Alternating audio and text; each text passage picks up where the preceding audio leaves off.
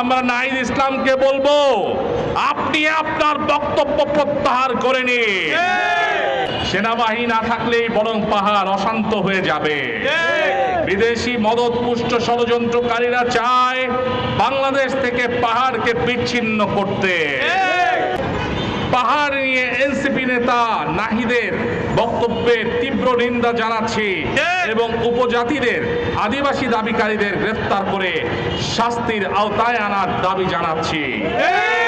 সম্প্রতি এনসিপি নেতা নাহিদ ইসলাম বলেছে পাহাড়ে সেনাবাহিনীর মাধ্যমে সমাধান আসবে না। আমরা এনসিপি নেতা নাহিদ ইসলামের এই ইঙ্গিতমূলক বক্তব্যের তীব্র নিন্দা ও প্রতিবাদ জানায়।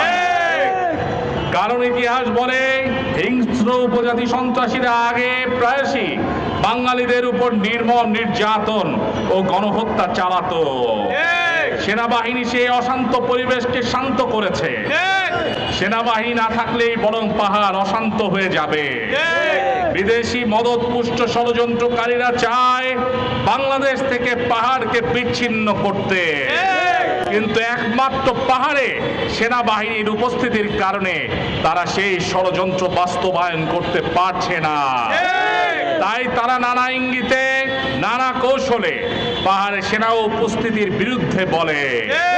নাহিদ ইসলামের কথা সেই ইঙ্গিত বহন করে। নাউজুবিল্লাহ।